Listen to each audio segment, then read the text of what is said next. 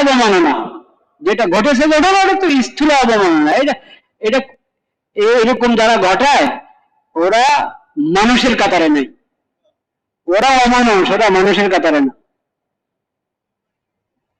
ওদেরকে যদি পাবনা পাঠানো হয় সেখানে সিট পাবে না, ওরা অমানুষ। এটা তো এমন অপরাধ, যে কোনো কেউ কাজ করবে তার নাগরিকত্ব বাতিল হয়ে যাবে। যদি সরকারের সাথে চুক্তির ভিত্তিতে কোনো দেশে থাকে, চুক্তি বাতিল হয়ে যাবে। নাগরিক হিসাবে থাকলে নাগরিকত্ব বাতিল হয়ে যাবে। এটা অত মহাপাপ, কোরআনের অবমাননা। এর চেয়ে অনেক হালকা অবমাননা এটা কুফর। কিন্তু কাফের কুফরের কথা কি বলবেন? এটা খালি কুফর না, কাফের বলবো আমি তো কাফের, এই তো কুফরের কাজ করছি, সমস্যা কি? তা না, আল্লাহর দ্বীনের নিদর্শনগুলোর সম্মান রক্ষা করা এটা মুমিনের উপরে ঈমানের কারণে ফরজ। অমুসলিমদের উপরে, সে মুসলিম দেশের নাগরিক হওয়ার কারণে এবং মুসলিম দেশের নাগরিক হওয়ার কারণে এবং মানুষ হওয়ার কারণে তার উপরে ফরজ। তুমি হিন্দু কিন্তু তুমি মানুষ না, তুমি খ্রিস্টান, তুমি ইহুদি কিন্তু মানুষ না। অমানুষের কাজ করবা কেন? হায়ানের মতো কাজ করবা কেন? মানুষের মতো কাজ করো। এটা কি মানুষের কাজ হলো? একটা ধর্মগ্রন্থের অবমাননা। কোরআন তো আল্লাহর কালাম, যেভাবে আল্লাহ অবতীর্ণ করেছেন, রাসূলুল্লাহ সাল্লাল্লাহু আলাইহি ওয়াসাল্লাম যেভাবে উম্মতের হাতে দিয়ে গেছেন, সেভাবে এখনো সংরক্ষিত আছে, কিয়ামত পর্যন্ত সংরক্ষিত থাকবে। কিন্তু এই ছাড়া আর কোন আসমানি গ্রন্থ সংরক্ষিত নাই। কতগুলোকে ঐশী গ্রন্থ মনে করা হয়, এগুলো ঐশী গ্রন্থ কিনা এটা প্রমাণিত না। কিছু প্রমাণিত, কিন্তু সেই ঐশী গ্রন্থ যেভাবে আল্লাহ অবতীর্ণ করেছেন সেভাবে এখন সংরক্ষিত নাই, বিকৃত। যেমন বাইবেল বলতে যেটাকে বলে, বাইবেল বিকৃত। প্রথম কিছু অংশ তো বিকৃত অবস্থা আছে। এখন কতটুকু বিকৃতি, কতটুকু বাস্তব, পার্থক্য করার উপায় নেই। সেজন্য এটার উপর কোনো ভরসা করা যায় না। আরেক অংশ বাইবেলে, ওটা তো একবারে পরের রচনা, পরের মানুষদের কি রচনা, ওটা আল্লাহ নাযিল করে ইঞ্জিলে না। তো এখন বিকৃত অবস্থা যেটা আছে, বা ইঞ্জিলের নাম দিয়ে ছাপানো হয়, আসলে ইঞ্জিল না, সেই বিকৃত গ্রন্থ যেটাকে ওই আসমানি গ্রন্থ বলা যায় না, আল্লাহর ওহী বলা যায় না। কিন্তু গলত ধর্ম, বাতিল ধর্মের লোকেরা ওটাকে ধর্মগ্রন্থ মনে করে। সেই ধর্মের ব্যাপারে তো, সেই গ্রন্থের ব্যাপারে তো আমরা এই কথা বলবো যে তার অবমাননা করা যাবে না। আর ঠিক করো, যেটা আল্লাহর কালাম, আল্লাহ যেভাবে অবতীর্ণ করেছেন সেভাবে সংরক্ষিত আছে, এটার অবমাননা করো, এত অমানুষ হতে পারে কেউ? আর আমাদের প্রশাসনের লোকেরা এগুলো শুধু দেখেন, বুঝতে পারে, এগুলো এখন দেখেন। মিথ্যা ভুয়া অনেক কথা রটানো হয় যে অমুসলিমরা, সংখ্যালঘুরা নির্যাতিত, তারা এই নিরাপত্তা পাচ্ছে না যথাযথ, তারা আতঙ্কিত, কত কথা। হ্যাঁ, বেশিরভাগই অবাস্তব, বেশিরভাগই কি অবাস্তব। ওইখানে একটু অবাস্তব কথা উঠে গেছে, এটার উপরে সবাই পরিণাম হয়ে যায়। আরে আল্লাহ, পত্র পত্রিকা কত কথা আসে, কতজনে কত বাণী দেন, হ্যাঁ, শিরিকের পক্ষে বাণী দিয়ে বসে থাকে।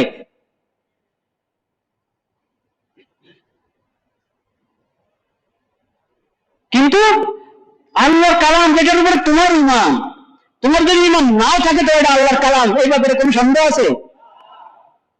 এটার এরকম অবমাননা হবে, একবারে সবার ছোট মানে তালা, মুখে তালা সবাই। কিন্তু আমি তাদের কথা বলতে চাচ্ছি না এখন, আমি বলতে চাচ্ছি আমাদের মুসলিম ভাইদেরকে, কালিমা পাঠকারী যাদের কোরআনের প্রতি ঈমান আছে, তাদেরকে বলতে চাচ্ছি, কোরআনের মূল্যায়ন করি, আমরা কোরআনের কদর করি, কোরআনের সম্মান আমরা রক্ষা করি।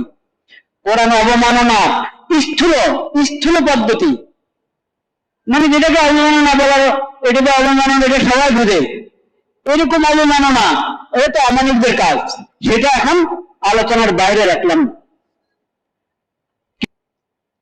কোরআনের কদর ফেরেশতারা বুঝেছেন। কারা? ফেরেশতারা। কি কদর বুঝেছেন ফেরেশতারা কোরআনের? আকিমিস সালাতা লিদুলুকিশ শামস ইলা গাসাকিল লাইল ওয়া কুরআনাল ফাজর ইন্না কুরআনাল ফাজরি কানা মাশহুদা। ফেরেশতারা কোরআনের কদর কিভাবে বুঝেছেন, কিভাবে কদর করেন কোরআনের? রব্বুল আলামিন বলেন, যখন সূর্য ঢলে যাবে দুপুর, তখন সালাত কায়েম করো। সেটা কোন নামাজ? জোহরের নামাজ। ইলা গাসাকিল লাইল, রাতের অন্ধকার পর্যন্ত, জোহর, আসর, মাগরিব, এশা। নবীজির শিক্ষা। আপনি শুধু যদি এই আয়াত পড়েন, এই আয়াতের বাহ্যিক যে অর্থ সেটা যদি কেউ বুঝে বসে থাকে, তাহলে তাকে জোহরের নামাজের সময় হওয়ার পর থেকে নিয়ে রাতের একবারে অন্ধকার হওয়া পর্যন্ত লাগাতার নামাজে থাকতে হবে। পারবেন? দৈনিক জোহরের নামাজের সময় যখন সময় হয়, তখন থেকে যে দাঁড়াবেন নামাজে, একবারই রাতের 9টা-10টা পর্যন্ত নামাজ পড়তেই থাকবেন। নবীজি আমাদেরকে শিখিয়েছেন তার হাদিসের মাধ্যমে, তার সিরাতের মাধ্যমে। এটার অর্থ হলো, জোহরের সময় জোহরের ফরজ আদায় করো, আসরের সময় আসরের ফরজ আদায় করো, মাগরিবের সময় মাগরিবের ফরজ আদায় করো, এশার সময় এশার ফরজ কি করো? আদায় করো। কয় ওয়াক্ত নামাজ হলো? 4 ওয়াক্ত। এই ফরজ নামাজগুলোর আগে কিছু সুন্নত আছে, পরে সুন্নত আছে। আর নফল নামাজ তোমার ইচ্ছা মতো মাকরুহ ছাড়া অন্য সময় বেশি পারো কম পারো পড়তে থাকো। নবীজিকে বাদ দিয়ে যদি কেউ কোরআন শিখতে চায়, বুঝতে চায়, পশ্চিমকালে পারবে না, অসম্ভব। ওয়া কুরআনাল ফাজর, 4 ওয়াক্ত নামাজ হলো, আরো ওয়াক্ত বাকি আছে কিনা? হ্যাঁ, বেশিটা। ওয়া কুরআনাল ফাজর, ফজরের নামাজ আদায় করো। ফজরের নামাজ আদায় করবে একা একা ঘরে, ঘুম থেকে উঠলে দেরিতে 5 মিনিট আছে, তাড়াতাড়ি ওযু করে 2 রাকাত নামাজ পড়ো। নামাজ আদায় হয়ে গেল, কিন্তু এটা নামাজের হক আদায় হলো নাকি? ফরজ নামাজ তো সব মসজিদে আদায় করবা, বিশেষ করে ফজরের নামাজ। কুরআনুল ফজর, ফজরের নামাজ তো ওখানে গিয়ে আদায় করো যেখানে কোরআনের তেলাওয়াত শুনতে পারবা। মসজিদে যাও, ইমাম সাহেব কি সুন্দর ফজরের নামাজে লম্বা সূরা তেলাওয়াত করতেছেন, লম্বা কেরাত তেলাওয়াত করতেছেন, কিন্তু লম্বা কেরাত পড়তে তো দেন ইমাম সাহেবদেরকে। যাই হোক, তারপরে যদি লম্বা পড়েন, অন্য নামাজ থেকে তো একটু লম্বাই পড়েন ফজরের নামাজ, কোরআন শুনে। ফজরের নামাজ আদায় করো, কোরআনের তেলাওয়াত নামাজের মধ্যে শুনো। ওয়া কুরআনুল ফাজর ইন্না কুরআনাল ফাজরি কানা মাশহুদা। তুমি নামাজে আসতে দেরি করছো, ফজরের নামাজে ইমামের কেরাত শুনবে, তুমি দেরি করছো। আরে ইন্না কুরআনাল ফাজরি কানা মাশহুদা, আল্লাহর আসমান থেকে ফেরেশতারা চলে আসছে ফজরের নামাজে কেরাত শোনার জন্য, আর তুমি পিছে বসে আছো। ফজরের নামাজের কেরাত শোনার জন্য ফেরেশতারা আসে, ফেরেশতারা উপস্থিত হয়। কোরআনের কদর ফেরেশতারা বুঝেছেন, কোরআনের কদর জিন জাতি বুঝেছে। কোরআনের কদর আল্লাহ সকল প্রাণী বুঝেছে। কোরআনের কদর আগের নবীরাও বুঝেছেন।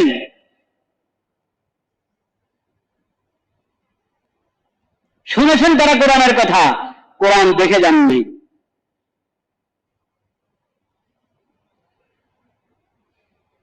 কোরআনের কদর বুঝতে হলে কিসমত ভালো হতে হয়, কিসমত ভালো হতে হয়, ঈমান থাকতে হয়। নামধারী মুসলিম হলে হবে না, ঈমান মজবুত হতে হবে। ঈমান মজবুত হলে কোরআনের কদর, কোরআনের সম্মান, কোরআনের মর্যাদা বুঝে আসে। কোরআন তেলাওয়াত করে মজা পেয়ে থাকে।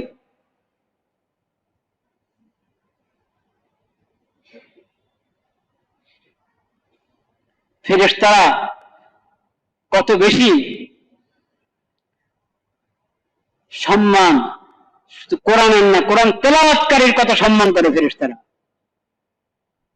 যেখানেই কেউ একত্র হলো, একটা সূরা শেখার চেষ্টা করছে, একজনে পড়ে আরেকজনে পড়ায়, পরস্পর মস্ক করছে, একজন তেলাওয়াত করে অন্যরা শুনে, বা যার যার যার তেলাওয়াত করছে, কোন ঘরে, মসজিদে, ঘরের বাহিরে, কোথাও আল্লাহর দু চারজন বান্দা, এক দুজন বান্দা কোরআন পড়ছে, পড়াচ্ছে, কোরআন শিখছে, শিখাচ্ছে, কোরআন তেলাওয়াত করছে, কোরআন শুনছে, ফেরেশতারা কি করে? ডাকে অন্যদেরকে। একজন এটা দেখবে, এই যে এখানে তেলাওয়াতের মজলিস, সবাই আসো। এসে এই তেলাওয়াতকারীদেরকে বেষ্টন করে ফেরেশতারা, এবং ওরা ধাপে ধাপে আসমান পর্যন্ত বেষ্টন করে রাখে এইভাবে তেলাওয়াতকারীদেরকে। আল্লাহর কাছে বলা, দেখেন আপনার বান্দারা আপনার কোরআন তেলাওয়াত করছে, আপনার কালাম তেলাওয়াত করছে। আল্লাহ খাস রহমত অবতীর্ণ করেন তাদের প্রতি, সাকিনা অবতীর্ণ করেন তাদের প্রতি। আল্লাহর কালামের কদর আল্লাহ করেন, আল্লাহর কালামের কদর ফেরেশতারা করে, আল্লাহর কালামের কদর মুমিন বান্দারা করে। মুসলিম জিন, মুমিন জিন যারা, তারাও কালামুল্লাহর কদর করে, আল্লাহর কালামের কদর করে।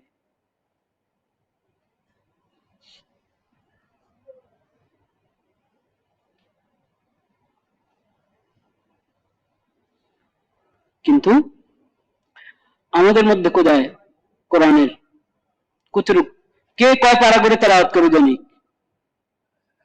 সহি শুদ্ধ তেলাওয়াত কয়জন শিখেছি? এটাকে কাজে মনে করে না। এই যে নামাজ আদায় করে মনে করে যে নামাজে পড়ার জন্য কোরআন, এই 3-4 সূরা শিখো, বাস কাজ শেষ। বলেন নাউযুবিল্লাহ।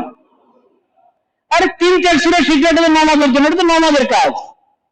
কোরআন আল্লাহ অবতীর্ণ করেছেন শুধু ফরজ নামাজ কোন রকম 3 আয়াত দিয়ে, 2 আয়াত দিয়ে, লম্বা 2 আয়াত, 1 আয়াত বা ছোট 3 আয়াত দিয়ে পড়ার জন্য। এটা চলো ঠেকা, এখন আমি শিখতে পারি নাই, চলো কুল আল্লাহ ইন্না আতানা শিখে নিলাম। এই ছোট সূরাগুলোর অনেক মূল্য, অনেক সওয়াব, অনেক মর্যাদা, কিন্তু পুরো কোরআনেরই তো মর্যাদা আছে। তুমি ইন্না আতানা, কুল আল্লাহ, ওয়াল আসর, এইটুকু শিখলা, আর শিখার চেষ্টা করছো না। এগুলো শিখেছে তা শুদ্ধ করার চেষ্টা করছো না। এটা কোরআনের মূল্যায়ন হলো না, কোরআনের হক আদায় হলো না, কোরআনের প্রতি যে তোমার ঈমান, সে হক আদায় হলো না। কোরআন শিখো, সহি শুদ্ধ তেলাওয়াত শিখো, এবং দৈনিক তেলাওয়াত করো, দৈনিক তেলাওয়াত। আনা আল-লাইলি ওয়া আতরাফান নাহার, রাত্রে তেলাওয়াত করো, দিনে তেলাওয়াত করো, সকালে তেলাওয়াত করো, দুপুরে করো, বিকালে করো। সেই দিনভর তেলাওয়াত করবে, অনেক সময় দিনে 5 বার, রাতে 5 বার, তাহাজ্জুদের নামাজে উঠে তেলাওয়াত করবে, শেষ সাথে নফল নামাজ পড়ার পর তেলাওয়াত করবে। ওটা তো নাই। এখন দৈনিকে 1 পারা তেলাওয়াত করবে, এরকম মানুষ খুঁজে পাওয়া এখন মুশকিল হয়ে গেছে। দৈনিক 1 পারা তেলাওয়াত করবে নিয়মিত। একজন হাফেজ দৈনিক 3 পারা তেলাওয়াত করবে, এরকম হাফেজ গণলে দেখা যাবে অল্প কয়জন বের হবে। হাফেজ না, কিন্তু তেলাওয়াত, সহি তেলাওয়াত শিখেছে, এরকম মানুষ যদি 1000 হন, তাদের মধ্যে 100 পাওয়া মুশকিল হবে দৈনিক নিয়মিত 1 পারা তেলাওয়াত করে। ভাইরা, হিন্দুর কাছে আপনি কেন আশা করেন কোরআনের সম্মানের? আপনি কোরআনের যথাযথ সম্মান করেন, আপনি কোরআনের যথাযথ হক আদায় করেন, কোরআনের যথাযথ মূল্যায়ন করি।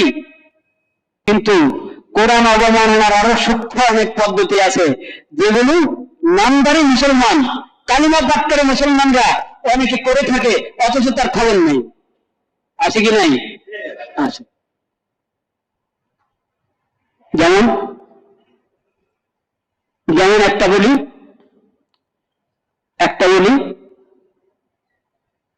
কোন প্রাইমারি স্কুল, কলেজ, ভার্সিটি, ওখানে যদি আমি কোরআন শিক্ষকের বাধ্যতামূলক না করি, এটা সূক্ষ্ম অবমাননা কিনে কোরআনের,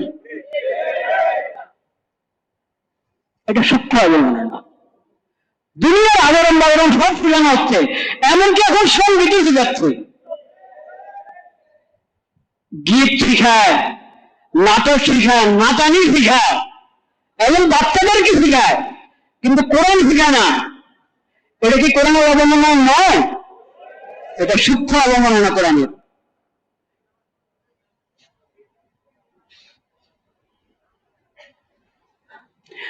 দেশের আইনের বিরোধিতা করলে এটা অন্যায়, অপরাধ।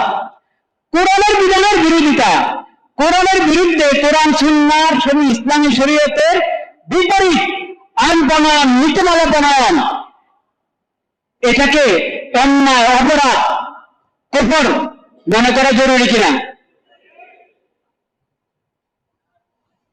দেশে আইনের ব্যাপারে তো কত কিছু শুনি, কিন্তু শরীয়তের বিধান, আল্লাহর দেওয়া বিধান, এই বিধানের বিরুদ্ধাচরণ সম্পর্কে তো কোনো কিছু শুনি না আমরা। কোরআনকে গিলাফ লাগিয়ে উপরে উঠে রাখবেন, আর দেশ চলবে পশ্চিমাদের তরিকায়। এটা কোরআন অবমাননা কিনা? কোরআনের সূক্ষ্ম অবমাননা আছে অনেক, মনে হয় অবমাননা না, গিলাফ দিয়ে সুন্দর করে রেখেছে। হ্যাঁ, কিন্তু কোরআনের প্রতি যদি তোমার ইমান থাকে, দিন জাতি যে কথা বললো, তুমি মুসলিম মানুষ, মানব হয়ে, ইনসান হয়ে কোরআনের সন্ধান পেয়েছে, তুমি একথা বলতে পারো না।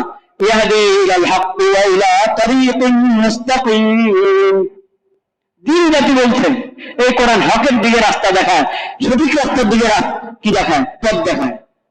তো সঠিক রাস্তা, তরিকা মুস্তাকিম, ইসলামী শরীয়ত, আল হক, ঈমান, আকীদা,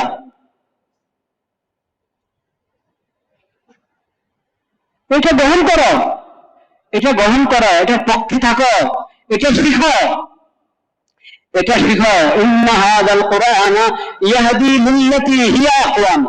যত তন্ত্র মন্ত্র আনবা তুমি, যত বাদ, লেনিনবাদ, নশতনবাদ, এই বাদ, সে বাদ, কোন বাদ, ওগুলোর কোন অস্তিত্ব নাই, হিসাবে পড়ে না কোরআনের হেদায়েতের সামনে।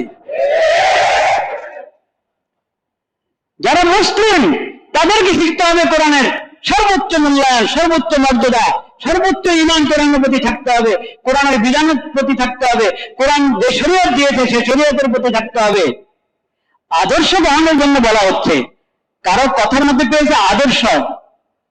আমরা বলে বৌদ্ধ ধর্ম থেকে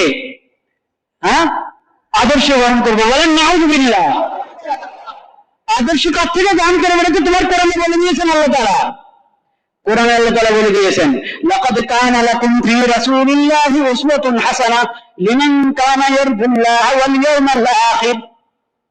আল্লাহর রাসূলের মধ্যে, তার সিরাত, তার জীবনীতে তোমাদের জন্য রয়েছে উত্তম এবং নির্ভুল আদর্শ। যদি তোমার আখিরাতের প্রতি ঈমান থাকে, আল্লাহকে যদি তুমি স্মরণ করো, আল্লাহর রহমত, আল্লাহর সন্তুষ্টি যদি পেতে চাও, তো জেনে রাখো তোমার আদর্শ হলো নবীজির সিরাত। তোমার আদর্শ কার? নবীর সিরাত। একসাথে দুটো আদর্শ হয় কিভাবে? মুসলিম উম্মতের জন্য নবীজির সিরাত আদর্শ, আবার যে ধর্মের কোনো গোড়া নাই বা গোড়া আছে, ওরা গোড়া থেকে বিচ্ছিন্ন হয়ে বিকৃত করে দিয়েছে, সেখানে আবার আমাদের আদর্শ থাকবে কিভাবে? অসম্ভব কথা এটা, অসম্ভব কথা।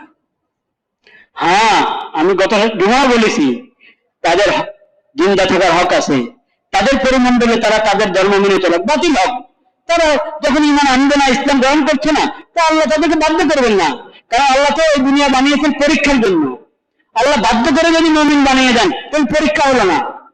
আল্লাহ তো হক এবং বাতিল দুই রাস্তা দেখিয়ে দিয়েছেন কোরআনের মাধ্যমে। এখন কে বাতিলের উপরে থাকবে, কে হেদায়েত গ্রহণ করবে, হক গ্রহণ করবে, সে তার বিষয়। এখন যে হক গ্রহণ করে না, বাতিলের উপরে আছে, তাকে থাকতে দাও, তাকে জবরদস্তি মুসলমান বানানো যাবে না, তাকে তার ধর্ম পালন করতে দাও। এমনকি কোরআন কারীমটা একই ধর্মে দেখিয়েছে, সূরাতুল মুমতাহানার মধ্যে বলেছে কোরআন কারীম, আল্লাহ রাব্বুল আলামিনের বিধান কোরআনে, যে যেই অমুসলিমরা, যেই অমুসলিম মুশরিক, যে ধর্মের মুশরিক হোক, যে ধর্মের অমুসলিম হোক, ওই অমুসলিমরা যদি জুলুম না করে, কি না করে?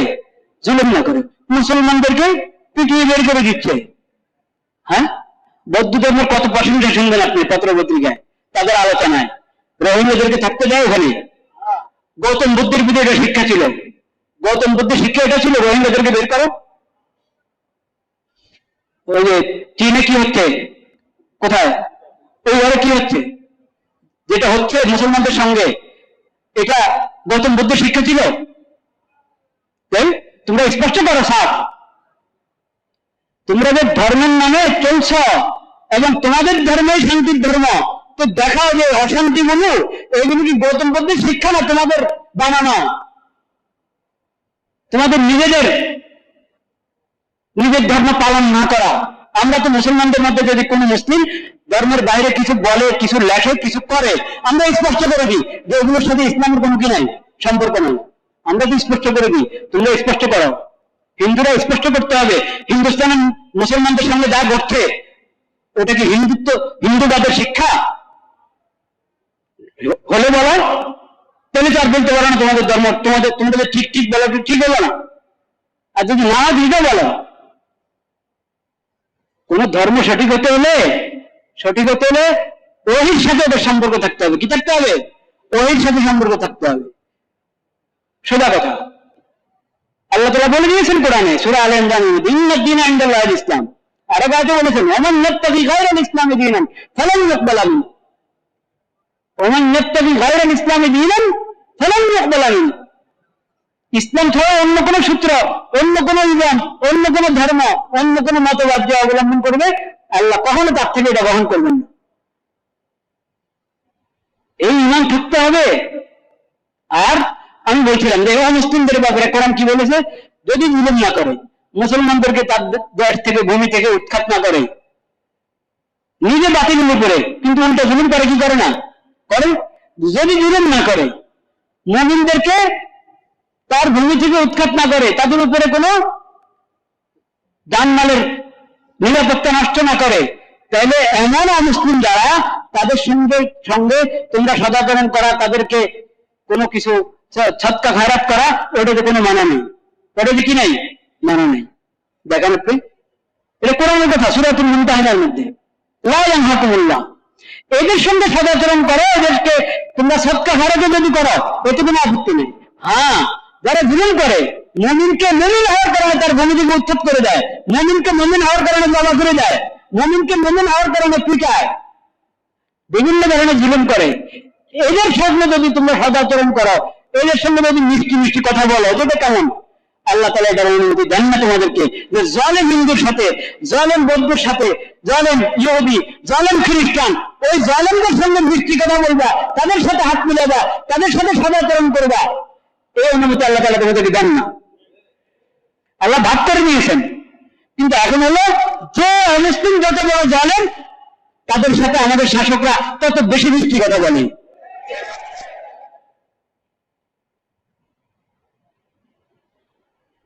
তাদের সঙ্গে সদাচরণ করো, তাদেরকে তাদের পরিমাণ দেবে, তাদের ধর্ম পালন করতে দাও, তাদের জানমালের নিরাপত্তা, এটা সরকারের দায়িত্ব, এতে কোনো সন্দেহ নেই। কিন্তু আপনি বলা শুরু করবেন যে তাদের ধর্ম থেকে আমাদেরকে আদর্শ গ্রহণ করতে হবে, এই কথা বললে কি শেষ? শিরিক এবং সভ্যতা, অমুসলিম মুশরিক জাতির শিরিক এবং তাদের সভ্যতা, তাদের ধর্ম, তাদের ধর্মকর্ম, তাদের ধর্মের মধ্যে বিভিন্ন বিধান আছে, ওইসব বিধান আপনার জন্য পালনীয় নয়। আপনার জন্য পালনীয় হলো ইসলামী শরীয়ত, এবং কোরআনে যে শরীয়ত দিয়েছে এটাই ইসলামী শরীয়ত, নবীজির সুন্নাত, এটা পালনীয়। আল্লাহ তাআলা সে তৌফিক আমাদেরকে দান করেন। ওয়া আখিরু দাওয়ানা আলহামদুলিল্লাহি রাব্বিল আলামিন। যাদের সুন্নাত বাকি আছে পড়ে ফেলে।